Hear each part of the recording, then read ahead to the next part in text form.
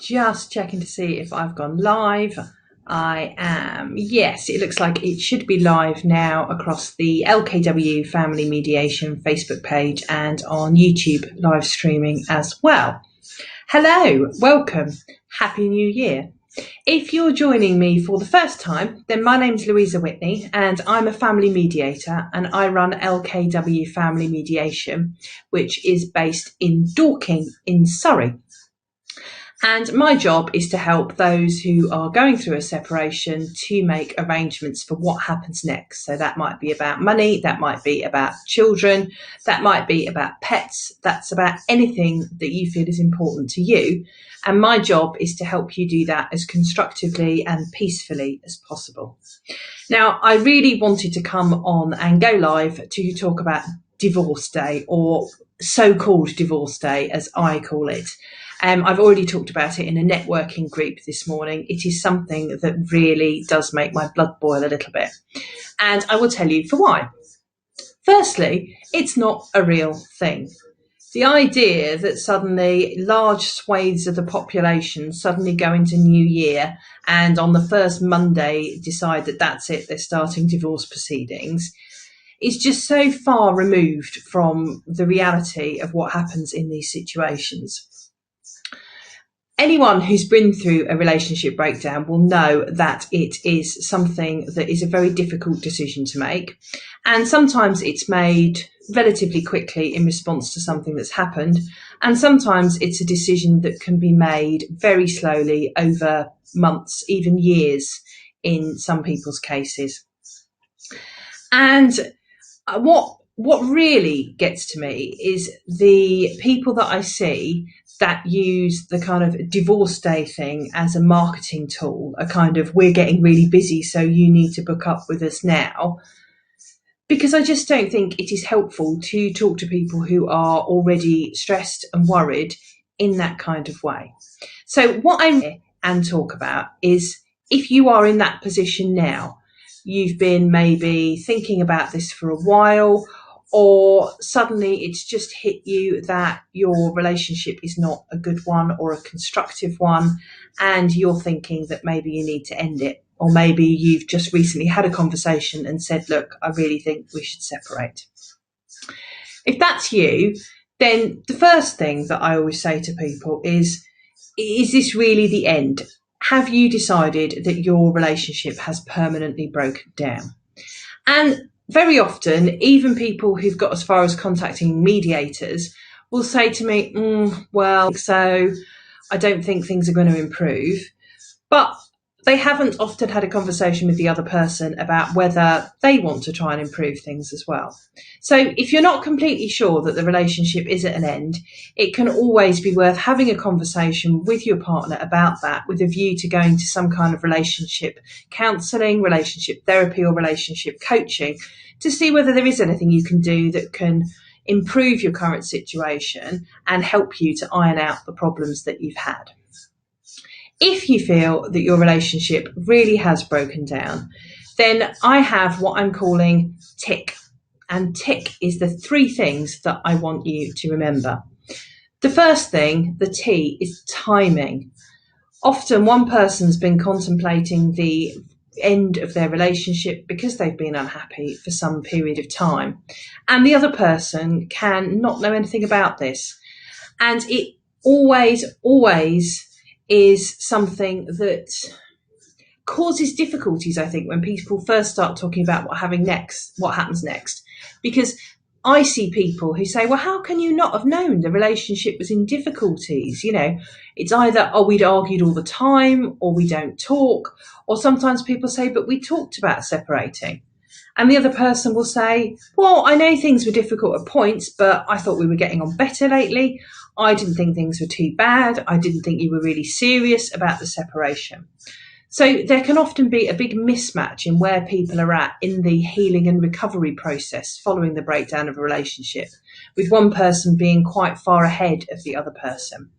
And the timing mismatching means that it's really hard to try and make arrangements, because if you are very focused on what happens next, come on, are we going to sell the house?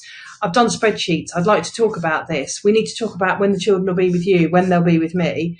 And the other person is still in that initial anger or shock or denial phase, then you're not going to have a constructive conversation. And you can push as hard as you want. You can threaten, cajole, try things. It just won't work because the person does not have the headspace to have that conversation with you. So the timing is really important in terms of getting to a point where you can both actually have constructive conversations. And it's a pace that's difficult to get right because you're trying to straddle the fact that one person doesn't want to have a conversation about this or is unable to have a conversation about this, and the other person really wants to, boom, get things done, move on. So timing is really important. I is for informed choice. There are many different ways of resolving issues when you separate from someone. Lots of different processes, lots of different professionals. And unless you understand what processes exist and what professionals might be able to help you, you can't make an informed choice about what is. You can only make informed choices when you have information. And one of the things that really does get to me about the divorce day is the idea that, lawyers or mediators are getting really booked up, and so you need to book in quickly and take action quickly. And that is likely to be counterproductive unless there is a genuine emergency in your situation, which for most people, there simply isn't. So it's really important to just understand what options are available to you, to see what they look like. Is collaboration. And that can be a very difficult one to get your head round, because if you're feeling angry, hurt, fed up, let down by the other person, you want to do is to collaborate with someone. You may want to see them never again, as little as possible, all of those kinds of things. And one of the things that I think people find really hard is listening to each other at this stage. You may feel like you've heard what they have to say and they're not listening to you. You may feel like you just don't want to have that conversation. Why would you tell them anything? They've let you down. They've hurt you. But in order to find a way forward that's going to work for both of you and therefore for your children, and taking into account what your children need from you, you need to know what's important to each other. You need to know what the priorities and objectives you each have are. You need to know how each other feel, because if you don't know that, you will always be confused by the fact that your discussions are very quickly becoming heated or ending.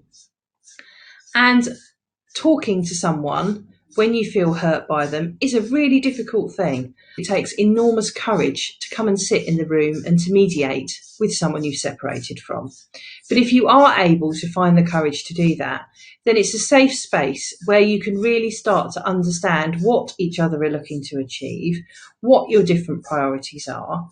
And it's really important to know that listening to someone and understanding where they're coming from is not the same thing as agreeing with someone. If you want to find a way forward that you can both live with, then you need to know what's going on in each other's heads. You don't have to think, oh yeah, no, okay, I can agree with that, I can agree with that. You may think, why on earth do they want to buy a new place? They've got a house here. Why do they want to do that? Or one of the other things that comes up a lot is, God, they work long hours. How on earth are they going to have the children with them? The practical concerns are not the initial thing that you need to think about. The initial headline is, in order to collaborate, you need to understand where each other are coming from and what each other, and really understand it. So often we listen just so we can get a response together. We don't listen to really properly understand what the other person is saying. And that is a really important part of collaborating and working together to find a way forward. And it's only by understanding what it is each other wants that you can find a way forward that's going to work for you. And by understanding what's driving each other, what each other are worrying about, what each other's deepest concerns are, it can help you to get your dialogue, your conversations, your communication back on a more even keel. And that means that you're able to talk about things more peacefully. And it also means that your children are less likely to be exposed to conflict And as I talk about a lot, it's being caught up in parents' conflict that causes long-term damage for children as a result of their parents' separation. If you can manage your interactions around your children peacefully, make constructive arrangements, both talk to your children about what's going on in an age-appropriate way and without blame, then it's likely they will fare better from their parents' separation. So those are my key messages, the tick that I've just talked about, the 3 most important points. And if, like me, you don't like the divorce day phenomena stories, then get involved on social media, direct them to me. Tell people that I said divorce day is not a real thing.